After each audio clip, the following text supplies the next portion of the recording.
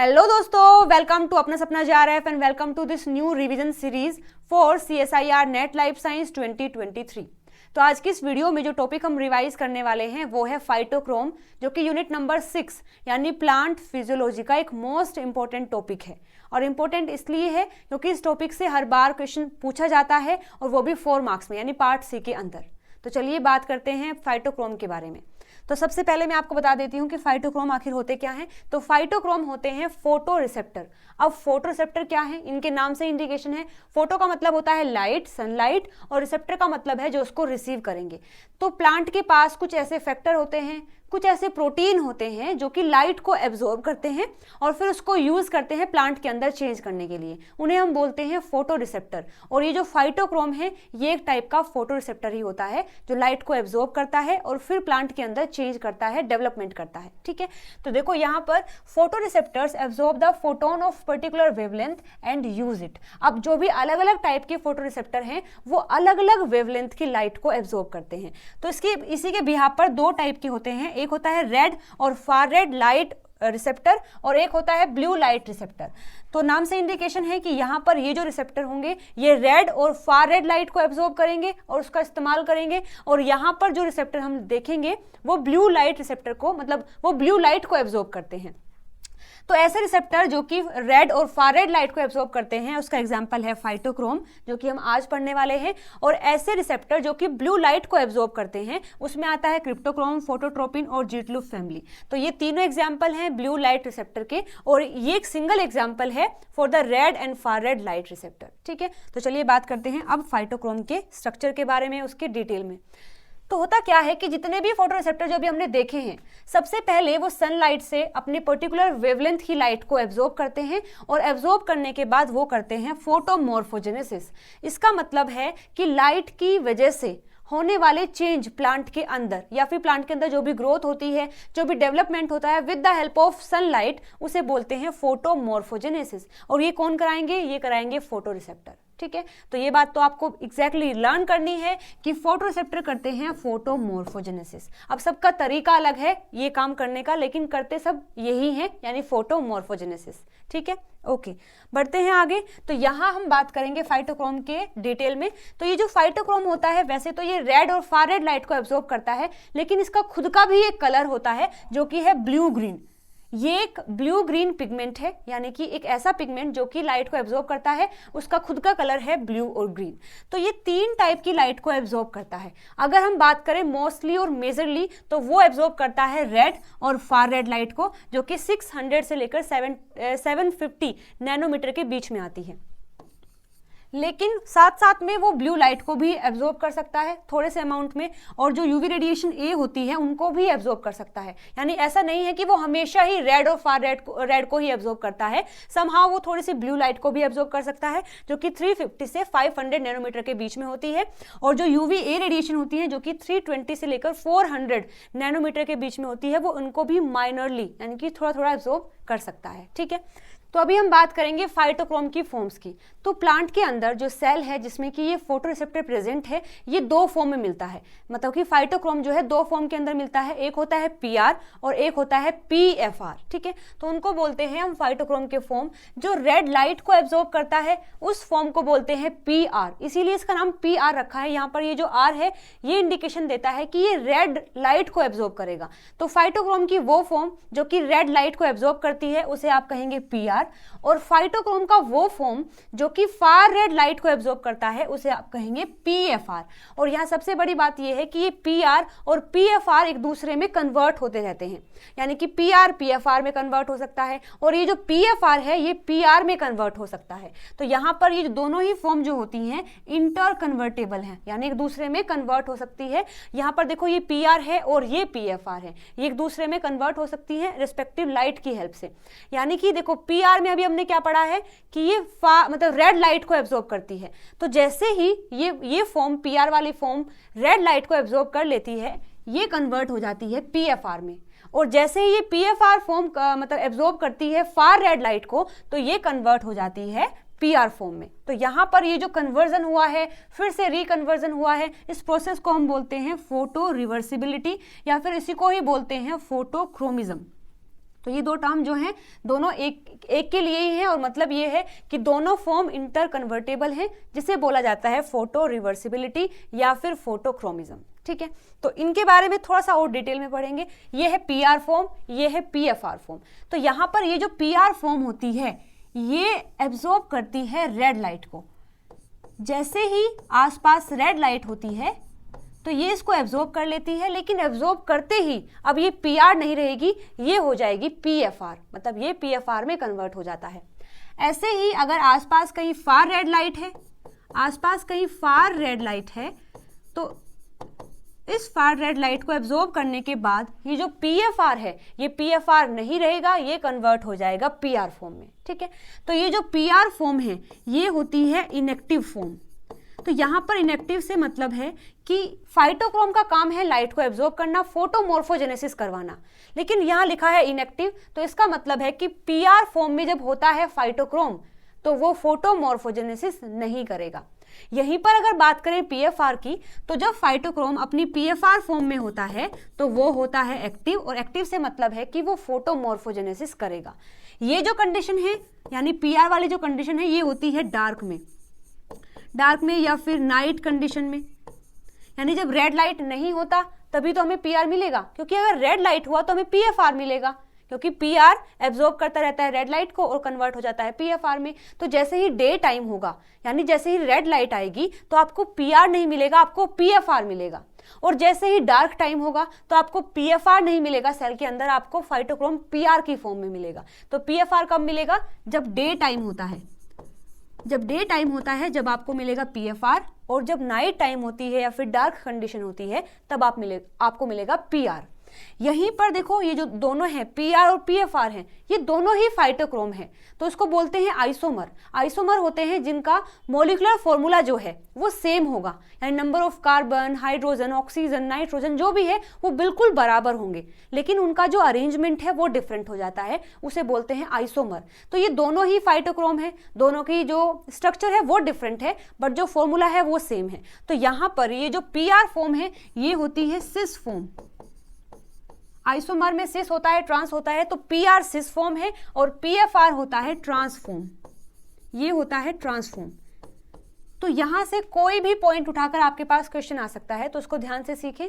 एक बात आपको ये भी याद रखनी है, ये हमने बात की है पीआर और पीएफआर के बारे में, तो ये जो पीआर है ये बनता है साइटोप्लाज्म में, सेल का जो साइटोप्लाज्म है वहां बनता है पीआर, जबकि पीएफआर बन तो जाता है साइटोप्लाज्म में ही, लेकिन फिर ये मिलता है न्यूक्लियस के अंदर, क्योंकि इसका जो काम है यानी जो फोटोमॉर्फोजेनेसिस ये करेगा वो न्यूक्लियस में जाकर करेगा। तो ये बनता तो पीएफआर हमारा साइटोप्लाज्म में ही है, लेकिन बनने के बाद फिर वो चला जाता है न्यूक्लियस के अंदर, तो ये हमें न्यूक्लियस में मिलेगा। अब यहाँ पर ये जो एक्सचेंज हुआ है यानी कि ये जो इंटर कन्वर्टेबल हुआ है, इसमें भी दो फिनोमिना है, यानी पीआर से पीएफआर में जो कन्वर्जन होता है ये फास्ट है, यानी जैसे ही डे टाइम आता है, जैसे रेड लाइट आती है तो तुरंत ये जो पीआर है पीएफआर में कन्वर्ट हो जाता है।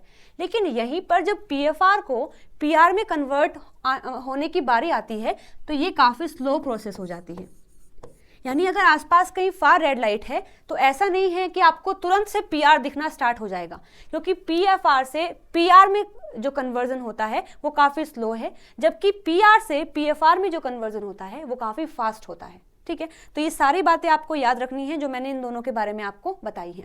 चलिए आगे बात करते हैं। तो यहाँ पर हम बात करेंगे फाइटोक्रोम के स्ट्रक्चर की, इसका स्ट्रक्चर कैसा होता है।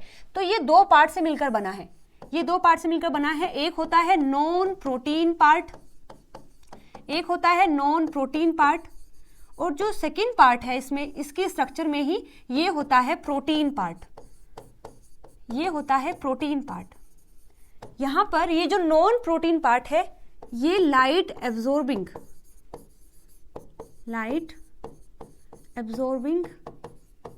पिगमेंट मॉलिक्यूल है, यानी फाइटोक्रोम का ये वो वाला पार्ट है जो कि लाइट को एब्जॉर्ब करता है, जो कि नॉन प्रोटीन भी होता है।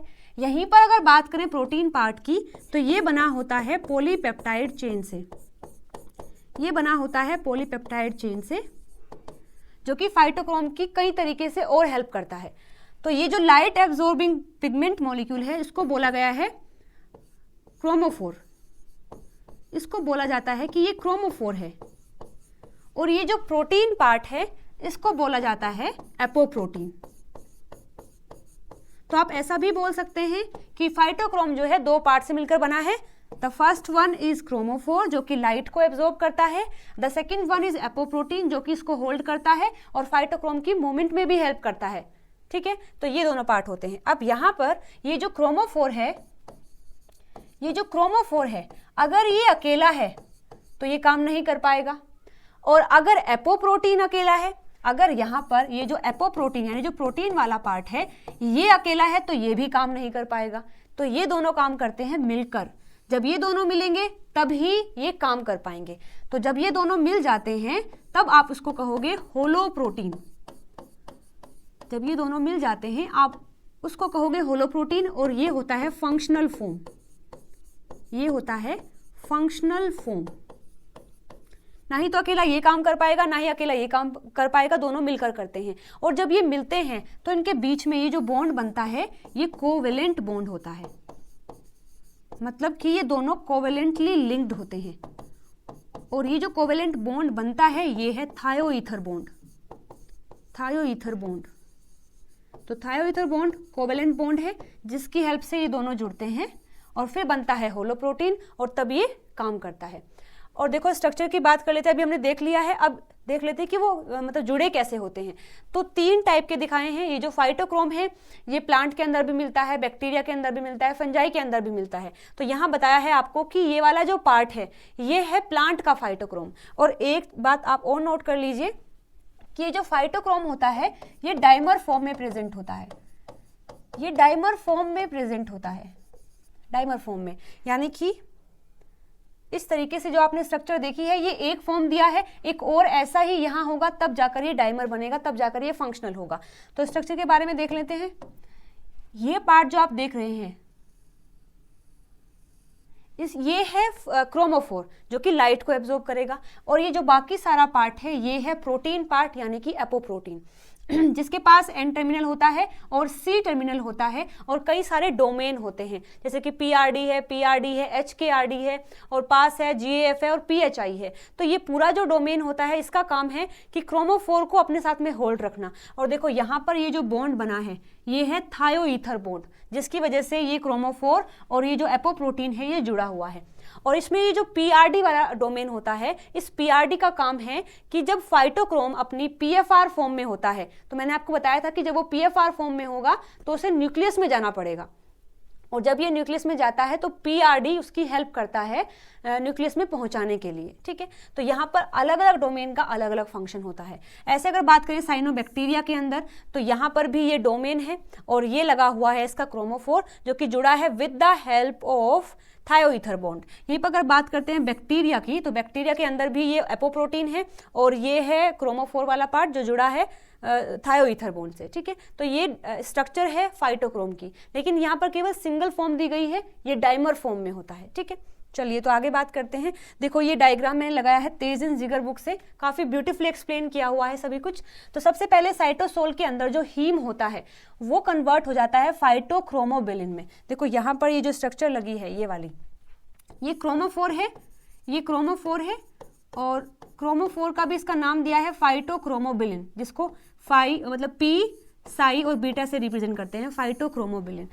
तो ये जो फाइटोक्रोमोबिलिन है ये हीम का जब मेटाबॉलिज्म होता है उससे बनता है साइटोसोल के अंदर। जब ये बन जाता है तब ये आता है यहाँ पर। देखो ये डायग्राम है फाइटोक्रोम का, ये एक फॉर्म दी गई है और ये दूसरी फॉर्म दी गई है। इस तरीके से ये डाइमर में प्रेजेंट होता है। तो देखो यहाँ पर ये दोनों मतलब एक फॉर्म है जिससे लगा हुआ है क्रोमोफोर, यहाँ पर भी लगा है क्रोमोफोर, और ये फाइटोक्रोम की पीआर फॉर्म है यानी सिस फॉर्म है। अब जैसे ही आती है रेड लाइट तो ये रेड लाइट इसको कन्वर्ट कर देती है पीएफआर में। अभी देखो ये इस तरीके से था, लेकिन जैसे ही रेड लाइट आती है तो ये बिल्कुल ओपन अप हो जाता है, और ओपन अप मतलब कि ये ट्रांसफॉर्म में आ जाता है और अब ये न्यूक्लियस में मूव करेगा फोटोमॉर्फोजेनेसिस करने के लिए। तो जैसे यहाँ पर रेड लाइट आती है तो कई सारे स्ट्रक्चर चेंज होते हैं, जिस वजह से ये सिस फॉर्म ट्रांसफॉर्म में कन्वर्ट हो जाती है, ये इनएक्टिव फॉर्म एक्टिव फॉर्म में कन्वर्ट हो जाती है, और फिर जैसे ये फॉर्म एक्टिव होती है ये जाएगी न्यूक्लियस के अंदर, और न्यूक्लियस के अंदर जीन का एक्सप्रेशन कराती है और फिर फोटोमॉर्फोजेनेसिस होता है। ठीक है, तो ये तेजन जिगर बुक से लिया गया डायग्राम है जिसमें सारी बातें इसने कवर कर दी हैं। तो अब हम बात करते हैं अपने अगले टॉपिक की, जो कि इसके अंदर है फाइटोक्रोम के टाइप्स। तो फाइटोक्रोम की फॉर्म तो हमने देख ली है, पीआर है और पीएफआर है। अब उसके कई सारे टाइप भी होते हैं। तो टाइप में दो तरीके से डिवाइड किया गया है, एक होता है टाइप 1 और सेकंड है टाइप 2। तो टाइप 1 में वो फाइटोक्रोम आता है जो कि फोटोलेबाइल होता है। मतलब अभी हमने देखा है कि फाइटोक्रोम लाइट को एब्जॉर्ब करता है, फोटोमॉर्फोजेनेसिस करता है, लेकिन कुछ फाइटोक्रोम का टाइप ऐसा भी है जो कि लाइट से काफी सेंसिटिव होता है और फोटोमॉर्फोजेनेसिस भी नहीं करता है, यानी लाइट का काम वो कुछ भी नहीं करेगा। उसे आप रखोगे टाइप 1 के अंदर, जो कि फोटोलेबाइल है, यानी लाइट के लिए काफी सेंसिटिव है, यानी वो ब्रेक डाउन हो जाते हैं अगर लाइट आती है तो, और फंक्शन करते हैं डार्क के अंदर, यानी जब रेड लाइट नहीं होती है तब ये काम करते हैं। Activated by the far red light, और ये एक्टिवेट होते हैं फार रेड लाइट से। ठीक है, जिसका एग्जांपल है Phi A। जो Phi A है, मतलब फाइटोक्रोम जो है कई सारे टाइप के हैं, A B C D E, तो उसमें ये जो A है ये टाइप 1 के अंदर आता है। केवल एक ही टाइप है जो कि टाइप 1 के अंदर आता है, जो कि फोटोलेबाइल है, फंक्शन करता है डार्क में, एक्टिवेटेड होता है बाय फार रेड लाइट। ठीक है, तो यहाँ पर ओके, जो टाइप 2 होता है ये फोटो स्टेबल है, यानी लाइट में वो स्टेबल रहेगा और लाइट में ही काम करेगा, और एक्टिवेट भी होता है रेड लाइट से ही। तो इसका एग्जांपल है B C D E, यानी कि phytochrome B, phytochrome C, phytochrome D and phytochrome E, ये चारों ही टाइप 2 के अंदर आते हैं और ये टाइप 1 के अंदर आता है। तो ये मैंने बताया है कि PR रेड लाइट को एब्जॉर्ब करता है, फिर ये कन्वर्ट होता है पीएफआर में, और फिर पीएफआर जाता है न्यूक्लियस में और करता है फोटोमॉर्फोजेनेसिस। ठीक है, तो ये मेरे नोट्स का एक फोटो मैंने यहाँ लगा दिया है ताकि मैं समझा सकूं फटाफट से। तो यहाँ पर भी टाइप 1 और टाइप 2 होता है, मतलब ये टाइप्स के बारे में बताया है। ये देखा गया है अराबिडोप्सिस के अंदर, यानी जो अराबिडोप्सिस प्लांट है उसमें 5 जीन दिखाई दिए हैं फाइटोक्रोम के, from phytochrome A to phytochrome E। एक टाइप 1 होता है, एक टाइप 2 होता है। टाइप 1 जो होता है फंक्शन करेगा इन डार्क में, इसीलिए ये एक्टिव होता है उन प्लांट्स के अंदर जो कि इंडोर प्लांट होते हैं, जिनको सनलाइट की रिक्वायरमेंट नहीं होती, वहां फाइटोक्रोम A होता है जो उनकी ग्रोथ में हेल्प करवाता है। सेकंड पॉइंट में कहा है कि ये activated by far red light, मतलब जब फार रेड लाइट आती है तब ही ये एक्टिव होते हैं। तो यहां पर देखो फाइटोक्रोम A जो है ये भी अपनी दोनों फॉर्म में मिलेगा, अपनी ये PR फॉर्म में भी मिलेगा और ये अपनी PFR फॉर्म में भी मिलेगा, लेकिन इसके लिए जो PR फॉर्म होती है वो ज्यादा स्टेबल है, क्योंकि ये फार रेड लाइट में ग्रो करता है और जैसे ही फार रेड लाइट आती है तो वो PR में कन्वर्ट हो जाता है। तो इसके लिए जो PR फॉर्म है वो एक्टिव है, यानी वो स्टेबल है, और PFR फॉर्म जो है वो अनस्टेबल है। यहीं पर अगर टाइप 2 की बात करें तो ये सारे भी PR PFR फॉर्म में मिलेंगे, क्योंकि ये रेड लाइट में काम करते हैं, तो इनके लिए जो PFR है वो ज्यादा एक्टिव है, ज्यादा स्टेबल है as compare to PR form. तो यहाँ पर देखो लिखा भी है कि जब फाइटोक्रोम कन्वर्ट होता है अपनी PFR फॉर्म में तो वो लाइट के लिए सेंसिटिव होता है और डिग्रेड हो जाता है। Phytochrome A show response in the far red light, और phytochrome A is dark stable होता है, और इसका एग्जाम्पल फाइटोक्रोम A है जो कि टाइप 1 में आता है। टाइप 2 की बात करें तो लाइट स्टेबल होते हैं हायर इन डी एट्यूलेटेड प्लांट, यानी वो उन प्लांट में ज्यादा हाई मिलेंगे जो कि सन में ग्रो करते हैं, जिनको लाइट की रिक्वायरमेंट होती है ग्रो करने के लिए। ये एक्टिवेट होते हैं by the red light. Phytochrome B is most abundant phytochrome in light grow seedling, यानी इनमें से जितने भी एग्जाम्पल हैं B C D E, उनमें से B जो है सबसे ज्यादा दिखाई देता है सेल के अंदर। तो ये है फाइटोक्रोम के टाइप्स। तो आई होप आपको यहां तक समझ आया होगा। अब हम बात करेंगे मोड ऑफ एक्शन की, यानी हमने देख लिया कि फाइटोक्रोम क्या होते हैं, उनके बारे में हमने बात कर ली है कि वो कैसी लाइट को एब्जॉर्ब करते हैं। हमने ये भी देख लिया कि उसका जो फॉर्म है वो कौन कौन सी होती है, कैसे इंटर कन्वर्टेबल हैं, उसके टाइप्स हमने देख लिए हैं। अब हम बात करेंगे कि फाइटोक्रोम करते हैं फोटोमॉर्फोजेनेसिस, लेकिन कैसे करते हैं, यानी इनका मोड ऑफ एक्शन और उनका जो सिग्नलिंग है ये हम देखने वाले हैं। तो यहाँ पर मैं एक बात आपको और बता देती हूँ कि ये जो फाइटोक्रोम है जो कि रेड लाइट को भी एब्जॉर्ब करते हैं, जो कि फार रेड लाइट को भी एब्जॉर्ब करते हैं, तो यहाँ पर ये दोनों एक दूसरे के इफेक्ट को भी नेग्लेक्ट आउट कर देते हैं। यानी अगर आपने प्लांट के अंदर दे दिया है फार रेड लाइट, तो यहां पर आपको क्या मिलेगा, PR फॉर्म मिलेगी, और PR फॉर्म फोटोमॉर्फोजेनेसिस नहीं करती है। लेकिन जैसे ही आप रेड लाइट देते हैं तो बन जाता है PFR, और PFR करता है फोटोमॉर्फोजेनेसिस। इसने नहीं किया है, इसने किया है, तो इसके इफेक्ट को ये नेग्लेक्ट आउट कर देता है। और जैसे ही आप रेड लाइट ना देकर देते हैं फार रेड लाइट, तो इसने जो फोटोमॉर्फोजेनेसिस किया था इसके इफेक्ट को नेगलेक्ट आउट कर देता है ये पीआर, यानी ये एक दूसरे के इफेक्ट को नेगलेक्ट आउट भी कर सकते हैं। वो डिपेंड करता है कि रेड लाइट आ रही है या फार रेड लाइट आ रही है। ठीक है, तो ये पॉइंट शायद मैंने मिस कर दिया था, अब मैंने बता दिया है। अभी हम बात करेंगे मोड ऑफ एक्शन की, यानी ये फाइटोक्रोम काम कैसे करता है। तो काम करने के लिए अब देखो इसके कुछ पॉजिटिव रेगुलेटर भी होते हैं जो इसकी हेल्प करते हैं फाइटोक्रोम की फोटोमॉर्फोजेनेसिस करने में, और कुछ ऐसे भी होते हैं जो इसको रोकते हैं कि ये फोटोमॉर्फोजेनेसिस ना करे। और ये चीजें ही सेल को बैलेंस करती हैं, क्योंकि हम सभी जानते हैं कि चीजें अगर सेल के अंदर ऑन होगी तो उनका ऑफ होना भी इतना ही जरूरी है। तो यहाँ पर ये जो नेगेटिव रेगुलेटर हैं, ये जो पॉजिटिव रेगुलेटर हैं, ये बेसिकली सेल के अंदर बैलेंस बनाने की कोशिश करते हैं। ठीक है, तो यहाँ पर इसके जो नेगेटिव रेगुलेटर हैं फाइटोक्रोम के, वो होता है PIF, COP1 and SPA1। PIF का फुल फॉर्म है फाइटोक्रोम इंटरैक्टिंग फैक्टर, COP1 का काम है मतलब फुल फॉर्म है कॉन्स्टिट्यूटिव फोटोमॉर्फोजेनिक 1, और SPA1 का है suppressor of the phytochrome A। तो ये इनकी नेमिंग है। काम इनका क्या है, नेगेटिव रेगुलेटर है फाइटोक्रोम के। अब कुछ ऐसे भी हैं जो कि इसकी हेल्प करते हैं, जिनको आप कहेंगे positive regulator of the phytochrome, जिसमें कि आता है HY5, LFA1 और HFR1। ये कुछ ऐसे ट्रांसक्रिप्शन फैक्टर हैं जो कि पॉजिटिव रेगुलेटर हैं फाइटोक्रोम के। ठीक है, अब हम बात कर लेते हैं कि ये काम कैसे करते हैं। तो सबसे पहला जो मोड ऑफ एक्शन है PIF का, अभी हमने देखा PIF क्या है, ये एक नेगेटिव रेगुलेटर है। तो ये PIF क्या करेगा, क्योंकि ये नेगेटिव रेगुलेटर है तो सबसे पहले ये रोक देता है फोटोमॉर्फोजेनेसिस को। ये फोटोमॉर्फोजेनेसिस नहीं होने देता है, इसका काम ही ये है कि इसको रोकना, तो ये इसको नहीं होने देता है। अब ये करता क्या है, ये दो काम करता है। सबसे पहले सेल के अंदर वो जीन जो कि फोटोमॉर्फोजेनेसिस करते हैं उनको तो रोक देता है, और सेल के अंदर वो जीन जो कि फोटोमॉर्फोजेनेसिस नहीं करवाते हैं उनको ये एक्टिवेट कर देता है। तो रोका किसको है, इसने रोका है लाइट इंड्यूस जीन को, यानी ऐसे जीन जो कि लाइट में काम करते हैं, ऐसे जीन जो कि लाइट में काम करते हैं और फाइटोक्रोम की हेल्प करते हैं, उनको तो ये रोक देता है।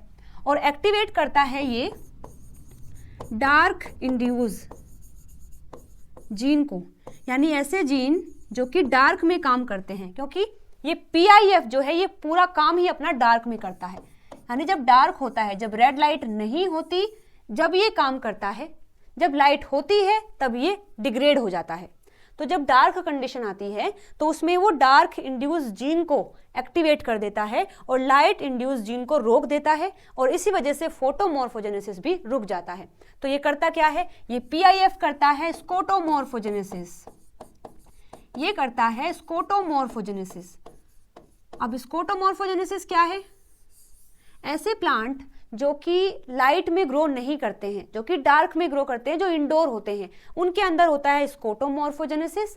और ऐसे प्लांट जो कि सन में रहते हैं, मतलब सनलाइट की उनको रिक्वायरमेंट होती है, तो वो करते हैं फोटोमॉर्फोजेनेसिस। तो क्योंकि जो PIF है ये डार्क में काम करता है, डार्क इंड्यूस जीन को एक्टिवेट करता है, तो ये स्कोटोमॉर्फोजेनेसिस करवाता है, जबकि ये रोक देता है लाइट इंड्यूस जीन को और फोटोमॉर्फोजेनेसिस को। तो इसीलिए कहा है कि this is the negative regulator of the photomorphogenesis. तो आई होप आपको इसका काम समझ आया होगा। अब बात करते हैं mode of action of COP1। ये सेकंड नेगेटिव रेगुलेटर है ऑफ द फाइटोक्रोम, और ये जो COP1 है इसके पास एक एबिलिटी है, वो है E3 यूबिक्विटिन लाइगेज। आपने सुना होगा कि सेल के अंदर एक 26 प्रोटियोसोमल पाथवे चलता है। इस पाथवे में एक मशीन होती है जिसका नाम है 26 प्रोटियोसोमल मशीन, और उस मशीन का काम है सेल में ये देखते रहना कि किसके ऊपर लगा है यूबिक्विटिन।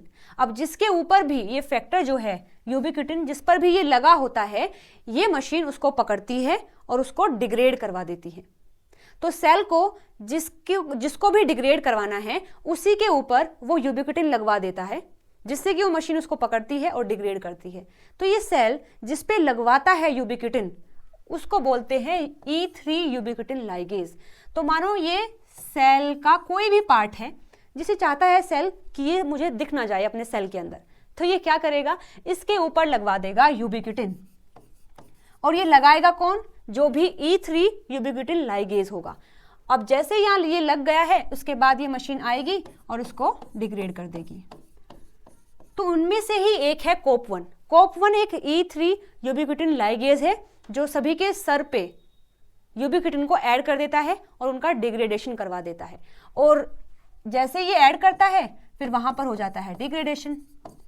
और ये अकेला ये काम नहीं करता है, इसके साथ में इसका एक दोस्त भी है जो काम करता है, जिसका नाम है SPA। तो COP1 काम करता है मिलकर के SPA1 के साथ में, जो कि थर्ड नेगेटिव रेगुलेटर था SPA1। तो ये दोनों मिलकर काम करते हैं और दोनों का काम ही ये है कि वे फाइटोक्रोम के एक्शन को नहीं होने देंगे। ठीक है, अब बात कर लेते हैं जो मोड ऑफ एक्शन है HY5 का, जो कि पॉजिटिव रेगुलेटर है। तो ये जो HY5 है ये एक ट्रांसक्रिप्शन फैक्टर है, यानी कि एक ऐसा फैक्टर जो कि जीन के एक्सप्रेशन में, उसके ट्रांसक्रिप्शन में हेल्प करता है। तो जैसे ही फाइटोक्रोम एक्टिव होता है तो यहाँ पर ट्रांसक्रिप्शन फैक्टर भी एक्टिव हो जाता है। एक्टिव होने के बाद ये फिर जीन का एक्सप्रेशन कराता है, और ये ऐसे जीन का एक्सप्रेशन कराता है जो कि फोटोमॉर्फोजेनेसिस में हेल्प करता है। तो इसने हेल्प की है, इसीलिए ये पॉजिटिव रेगुलेटर है। और ऐसे ही और भी ट्रांसक्रिप्शन फैक्टर हैं, जैसे कि LFA है, जैसे कि HY5 ये है ही, और एक और था, एक मिनट रुको, HFR1।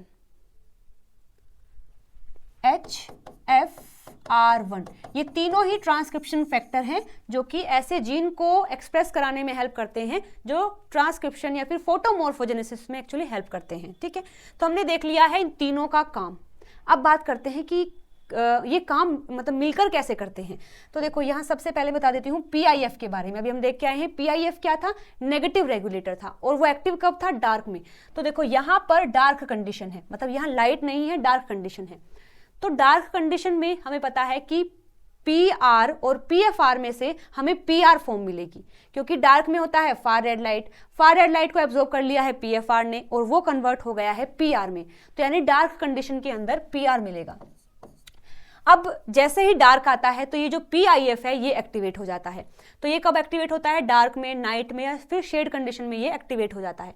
अब जैसे ही ये एक्टिवेट होता है तो ये जो PIF इंड्यूस जीन है या फिर डार्क इंड्यूस जीन है उनका एक्टिवेशन करवा देता है। ये जो ग्रीन एरो है इसका मतलब है कि वो अब एक्टिवेट हो गए हैं। ठीक है, लेकिन जैसे ही आती है लाइट कंडीशन, तो लाइट कंडीशन में ये जो PR है ये कन्वर्ट हो जाता है in the PFR form, red light को एब्जॉर्ब करते ही, और ये PFR इस PIF पर लगा देता है फॉस्फेट, यूबिक्विटिन, जिससे कि इसका हो जाता है डिग्रेडेशन। क्योंकि PFR के काम को रोक रखा था PIF ने, अब जैसे ही PFR बनता है ये सबसे पहले PIF को ही खत्म कर देता है, तो उसका हो गया है डिग्रेडेशन। अब जैसे ही PIF का डिग्रेडेशन हो गया है तो यहाँ पर ये जो जीन थे जो कि PIF के आने से ही एक्टिव होते थे, वो अब एक्टिव नहीं हो पाएंगे, यानी यहाँ पर उनका एक्सप्रेशन नहीं होगा। एक कंडीशन और दी गई है कि देखो नाइट की कंडीशन है और यहाँ पर PIF है जो कि डार्क, नाइट या फिर शेड में एक्टिवेट होता है। अब नाइट कंडीशन में ये दो काम करता है, ऐसे जीन को बनाता है जो उसकी हेल्प करेंगे, यानी नाइट कंडीशन में PIF है और PIF ऐसे दो काम करता है। एक तो ये है कि वो ऐसे जीन को बनाएगा जो उसकी हेल्प करेंगे, जो कि है PIF इंड्यूस जीन, और दूसरा काम वो ये करेगा कि ऐसे जीन जो उसको रोक सकते हैं, जो उसको रोकते हैं, वो उनके इनहिबिशन मतलब उनके एक्सप्रेशन को रोक देता है। तो यहाँ पर ऐसे जीन हैं जो कि PIF को रिप्रेस कर सकते हैं, रोक सकते हैं, तो ये इनका एक्टिवेशन नहीं होने देता है। ठीक है, और लाइट में भी दो काम होते हैं। सबसे पहले लाइट में ऐसे जीन को रोका जाता है, कैसे, जो PIF वाले हैं, और ऐसे जीन को बनाया जाता है जो PIF को रोक सकते हैं। ठीक है, यानी लाइट कंडीशन में जो PIF इंड्यूस जीन है उनको एक्सप्रेस नहीं किया जाता, और जो PIF को रोक सकते हैं उनको एक्सप्रेस किया जाता है, क्योंकि खुद कुछ तो एक्सप्रेस यहाँ मतलब रिप्रेस हो ही गया है, साथ साथ कुछ जीन भी ऐसे बन गए हैं जो कि आके जो थोड़ा बहुत बचा भी है PIF वो उसको भी रोक देंगे। तो ये है PIF का फेट, ये इस तरीके से काम करता है। यहाँ तक हमने देख लिया है कि PIF का क्या होता है। अब हम बात करेंगे कि डार्क कंडीशन में क्या होगा। अब हमने अलग अलग चीजें देख ली हैं कि PIF कैसे काम करता है, HY5 कैसे काम करता है, COP1 कैसे काम करता है। अब ये मिलकर काम कैसे करते हैं वो हम देखने वाले हैं। तो यहीं पर मैं आपको दो बातें और बता देती हूँ। HY5 के बारे में देखो, HY5 अगर लाइट कंडीशन है यानी डे टाइम है तो लाइट में इसका जो कंसंट्रेशन है वो ज़्यादा होता है और डार्क में इसका जो कंसंट्रेशन है वो लो होता है। ये दो बातें आप याद रखें। साथ साथ ये जो SPA और COP1 हमने किया था, SPA और COP1 जो हैं यहाँ पर, ये जब डार्क होता है तो ये प्रेजेंट होते हैं न्यूक्लियस के अंदर। जब डार्क कंडीशन होती है तो ये न्यूक्लियस में प्रेजेंट होंगे। और ऐसे ही जो COP1 अगर लाइट कंडीशन है यानी वहां पर अगर लाइट है तो वो प्रेजेंट होते हैं इन द साइटोप्लाज्म। तो ये दो बातें भी आपको याद रखनी है, ठीक है। तो अभी हम बात करने वाले हैं कि डार्क के अंदर क्या हुआ है। तो डार्क में देखो, ये मैंने ड्रॉ कर लिया है सेल का स्ट्रक्चर यहाँ पर। तो डार्क में जो PFR फॉर्म होती है ये कन्वर्ट हो जाती है PR फॉर्म में, यानी सेल के अंदर हमें दिखाई देगा PR फॉर्म। तो यहाँ हमें दिखाई दिया है केवल PR फॉर्म है। और डार्क में जो COP1 है, अभी हम देख के आए हैं, ये प्रेजेंट होता है न्यूक्लियस में। तो यहाँ मैं ड्रॉ कर देती हूँ कि ये न्यूक्लियस है। तो PR बाहर है, PR साइटोप्लाज्म में ही रहेगा। और ये जो COP1 और SPA1 है ये हमें दिखाई देंगे न्यूक्लियस के अंदर। तो ये COP1 है और SPA1 है। अब इनका काम था E3 यूबिक्विटिन लाइगेज का। तो ये जो HY5 है, जो LFA है, इन सभी के ऊपर ये ऐड कर देता है यूबिक्विटिन इस तरीके से। अब उन पर अगर ऐड हो गया है यूबिक्विटिन तो ये हो जाते हैं डिग्रेड, ये ब्रेक डाउन हो जाते हैं। अब देखो, ट्रांसक्रिप्शन फैक्टर ही अगर ब्रेक डाउन हो गए हैं तो वहाँ पर उन जीन का तो एक्सप्रेशन होगा ही नहीं जो फोटोमॉर्फोजेनेसिस में हेल्प करते हैं। और डार्क में फोटोमॉर्फोजेनेसिस होता भी नहीं है तो यहाँ इसलिए नहीं होगा। साथ साथ जो एक फैक्टर था PIF, ये PIF जो डार्क इंड्यूस जीन है उनका तो एक्सप्रेशन करा देता है। यहीं पर जो लाइट इंड्यूस जीन है उनको एक्सप्रेस नहीं होने देता। तो डार्क में ये कंडीशन रहती है और यहां पर नो फोटोमॉर्फोजेनेसिस, ठीक है। तो ये डार्क वाली बातें हैं। अब हम बात करेंगे लाइट में क्या होता है। तो देखो, इन लाइट, तो लाइट में भी हमने अपना ये सेल ड्रॉ कर लिया है। यहां पर हमने ड्रॉ कर लिया है न्यूक्लियस, ठीक है। तो सबसे पहले ये जो PR है अब ये कन्वर्ट हो गया है PFR में, यानी आपको यहां मिलेगा PFR और ये PFR जाएगा न्यूक्लियस में, क्योंकि PFR बनता तो साइटोप्लाज्म में है लेकिन जाता है न्यूक्लियस के अंदर। अब जैसे ही PFR यहां एंट्री करता है तो ये PFR सबसे पहले डिग्रेड कराता है PIF को, ये PIF को डिग्रेड करा देता है। तो PIF यहां हो जाएगा खत्म। और जैसे ही लाइट वाली कंडीशन आती है तो हमने देखा था कि जो COP1 और SPA होते हैं, जो COP1 और SPA जो थे, जो कि न्यूक्लियस के अंदर थे, अब वो बाहर निकलना स्टार्ट कर देते हैं। अब वो साइटोप्लाज्म में आ जाते हैं। जैसे देखते हैं कि यहाँ PFR आ गया है, अब हम यहाँ अपना काम नहीं कर पाएंगे तो वो धीरे धीरे खिसक लेते हैं और यहाँ आ जाते हैं। तो इस तरीके से जो COP1 है और SPA जो है वो लाइट में साइटोप्लाज्म के अंदर होते हैं। तो यहाँ से मैं इसको हटा सकती हूँ या फिर रहने भी दें। तो ये बाहर चले जाएंगे, यहाँ पर। और क्या होगा साथ साथ में, अब देखो ये बाहर चले गए हैं, ये ऐड कर रहे थे HY5 पर यूबिक्विटिन, अब नहीं ऐड हो पाएगा। तो यहाँ जो HY5 है, जो LFA है, ये सब एक्टिव हो गए हैं। अब एक्टिव होने के बाद ये यहाँ पर जो DNA है, और DNA पर वो जीन जो है जो कि फोटोमॉर्फोजेनेसिस में हेल्प करते हैं, उनके ऊपर बाइंड करेंगे और उनका एक्सप्रेशन कराने में हेल्प करेंगे। तो फिर यहाँ होगा फोटोमॉर्फोजेनेसिस। तो लाइट में ऐसे काम होता है, डार्क में उस तरीके से होता है। तो अब इसको कंप्लीटली हम एक डायग्राम की हेल्प से समझ लेते हैं। देखो, यहाँ ऊपर दिया गया है लाइट कंडीशन और यहाँ दी गई है डार्क कंडीशन। तो लाइट कंडीशन में ये जो COP1 और SPA1 होते हैं ये साइटोप्लाज्म के अंदर चले जाते हैं, और यहाँ पर अगर ये बाहर चले गए हैं तो ये जो HY5 है, LAF1 है, HFR1 है, उनके ऊपर यूबिक्विटिन की बाइंडिंग नहीं होगी, उनका डिग्रेडेशन नहीं होगा। अब अगर ये एक्टिव है तो ये उस जीन का ट्रांसक्रिप्शन कराएंगे जो कि फोटोमॉर्फोजेनेसिस में हेल्प करता है, इसलिए लाइट कंडीशन में होता है फोटोमॉर्फोजेनेसिस। यहीं पर अगर बात करते हैं डार्क की, तो डार्क कंडीशन में ये जो COP1 है, SPA1 है, ये फिर से आ जाते हैं न्यूक्लियस के अंदर। न्यूक्लियस के अंदर आने के बाद ये जो जितने भी ट्रांसक्रिप्शन फैक्टर थे उनके ऊपर ऐड कर देता है यूबिक्विटिन को, जिससे कि उनका हो जाता है डिग्रेडेशन, और फिर वहां पर वो जीन नहीं बनते जो कि फोटोमॉर्फोजेनेसिस में हेल्प करते हैं। इसीलिए डार्क में फोटोमॉर्फोजेनेसिस नहीं होता है। ठीक है, तो ये था फाइटोक्रोम के बारे में सब कुछ जो हमने पढ़ा। लास्ट बचता है उसके फंक्शन के बारे में हम पढ़ ले। तो सबसे मेन फंक्शन तो ये हेल्प करता है इन द फोटोमॉर्फोजेनेसिस, ये हेल्प करता है फोटोमॉर्फोजेनेसिस में। सीड के जर्मिनेशन में भी हेल्प करवाता है। जो फ्लावरिंग होती है, जो फूल खिलते हैं पौधों पर, उनमें भी हेल्प कराता है। साथ साथ वहां पर जो लीफ होती है उनके मूवमेंट में भी हेल्प कराता है। यानी डे टाइम में वो ओपन हो जाते हैं, जब नाइट आती है तो वो बंद हो जाते हैं। उसको बोलते हैं निक्टिनास्टिक लीफ मूवमेंट। तो ये इसमें भी हेल्प करते हैं। तो ये 4 फंक्शन आपको फाइटोक्रोम के याद करने हैं। तो ये टॉपिक हमने कंप्लीट कर लिया है। इसी के रिगार्ड में ये एक क्वेश्चन है जो कि जून 2021 शिफ्ट 1 का क्वेश्चन है। तो आपको इस क्वेश्चन को अच्छे से रीड करना है। आपने अगर ये पूरी वीडियो ध्यान से देखी है, चीज़ें अगर आप रिवाइज कर लेंगे तो ये क्वेश्चन आराम से हो जाएगा।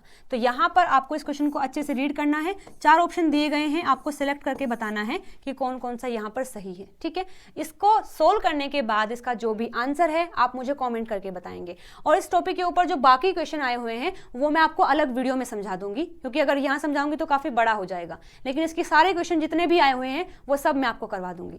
तो अगर वीडियो पसंद आई है तो लाइक शेयर सब्सक्राइब जरूर से करना। मिलते हैं अगली वीडियो में नए टॉपिक के साथ में। Till then bye bye, take care.